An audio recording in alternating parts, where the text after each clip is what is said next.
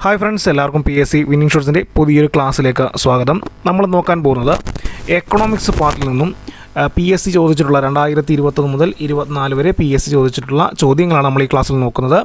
Repeat value ഉള്ള ചോദ്യങ്ങളാണ്. അപ്പോൾ തീർച്ചയായിട്ടും എന്ത് ചെയ്യുക, ക്ലാസ് ശ്രദ്ധിച്ചിരിക്കുക. ചോദ്യം ശ്രദ്ധിക്കുക. ഒന്നാമത്തെ ചോദ്യം, പൊതുമേഖലാ സ്ഥാപനങ്ങളുടെ ഉടമസ്ഥത സ്വകാര്യ മേഖലയ്ക്ക് കൈമാറുന്നതിൻ്റെ ഭാഗമായി അവയുടെ ഗവൺമെൻറ് ഓഹരികൾ സ്വകാര്യ മേഖലയ്ക്ക് വിൽക്കുന്ന നടപടി ഏതാണ്? നിക്ഷേപ വിൽപ്പനയാണ്. ഓപ്ഷൻ ഡി ആണ് ആൻസർ കേട്ടോ. 18/2022 ചോദിച്ച ചോദ്യമാണ്.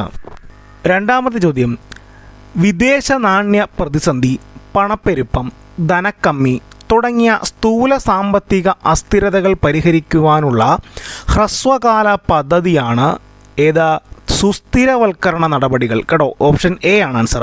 വിദേശ നാണ്യ പ്രതിസന്ധി, പണപ്പെരുപ്പം, ധനക്കമ്മി തുടങ്ങിയ സ്ഥൂല സാമ്പത്തിക അസ്ഥിരതകൾ പരിഹരിക്കുവാനുള്ള ഹ്രസ്വകാല പദ്ധതിയാണ് സുസ്ഥിരവൽക്കരണ നടപടികൾ. ഓപ്ഷൻ എ ആണ് ആൻസർ കേട്ടോ. ഓപ്ഷൻ എ ആണ് ആൻസർ. നോട്ട് ചെയ്ത് വെക്കുക. കാറ്റഗറി നമ്പർ 26/2022 ചോദിച്ച ചോദ്യമാണ്. മൂന്നാമത്തെ ചോദ്യം, ദീർഘകാലാടിസ്ഥാനത്തിൽ കർഷകന് ആവശ്യമായ വായ്പ കുറഞ്ഞ നിരക്കിൽ നൽകുന്നതിന് വേണ്ടി സ്ഥാപിച്ച ബാങ്കാണ് ഭൂവികസന ബാങ്ക്. ദീർഘകാലാടിസ്ഥാനത്തിൽ കർഷകന് ആവശ്യമായ വായ്പ കുറഞ്ഞ നിരക്കിൽ നൽകുന്നതിന് വേണ്ടി സ്ഥാപിച്ച ബാങ്ക് ഏതാണ്? ഭൂവികസന ബാങ്ക്. ഓപ്ഷൻ ബി ആണ് ആൻസർ. Option B. നാലാമത്തെ ചോദ്യം ഇതാണ്, ഉൽപാദന ഘടകങ്ങളുടെ ഡിമാൻഡ് ഏതാണ്? നാലാമത്തെ ചോദ്യം. ഉൽപാദന ഘടകങ്ങളുടെ ഡിമാൻഡ് ഏതാണ്? ഡിറൈവ്ഡ് ഡിമാൻഡ് കേട്ടോ. Derived demand. ഇവിടെ ഡയറക്റ്റ് ഡിമാൻഡ്, ഡിറൈവ്ഡ് ഡിമാൻഡ് ഇവയെല്ലാം ഇങ്ങനെയാണ് കൊടുത്തേക്കുന്ന ഓപ്ഷൻ. ഏതാണ് ആൻസർ? ഡിറൈവ്ഡ് ഡിമാൻഡാണ് ആൻസർ ആയിട്ട് വരുന്നത്. ഉൽപാദന ഘടകങ്ങളുടെ ഡിമാൻഡ് ഏതാണ്? ഡിറൈവ്ഡ് ഡിമാൻഡാണ് ആൻസർ കേട്ടോ. Derived demand. അഞ്ചാമത്തെ ചോദ്യം, സഹകരണ സംഘങ്ങളുടെ പ്രവർത്തന തത്വം എന്താണ് കേട്ടോ. സഹകരണ സംഘങ്ങളുടെ പ്രവർത്തന തത്വം എന്താണ്? ഓപ്ഷൻ സി ആണ് ആൻസർ. സഹകരണം, സ്വയം സഹായം, പരസ്പര സഹായം. സഹകരണം, സ്വയം സഹായം, പരസ്പര സഹായം. ഓപ്ഷൻ സി ആണ് ആൻസർ. ആറാമത്തെ ചോദ്യം, റിസർവ് ബാങ്ക് ഓഫ് ഇന്ത്യയുടെ ഒരു സാമ്പത്തിക വർഷം എന്നാണ്? ഓപ്ഷൻ എ ആണ് ആൻസർ. ഏപ്രിൽ 1 മുതൽ മാർച്ച് 31 വരെ. സ്ഥിരം ചോദ്യമാണിത് കേട്ടോ. റിസർവ് ബാങ്ക് ഓഫ് ഇന്ത്യയുടെ ഒരു സാമ്പത്തിക വർഷം എന്നാണ് ആരംഭിക്കുന്നത്? ഏപ്രിൽ 1 മുതൽ മാർച്ച് 31 അവസാനിക്കുന്നു. ഓപ്ഷൻ എ ആണ് ആൻസർ കേട്ടോ.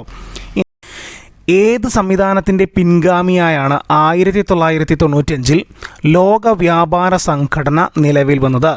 ഓപ്ഷൻ എ ആണ് ഗാട്ട് കേട്ടോ. ഗാട്ട്. അതിന് പകരമായിട്ടാണ് ലോക വ്യാപാര സംഘടന നിലവിൽ വന്നത്.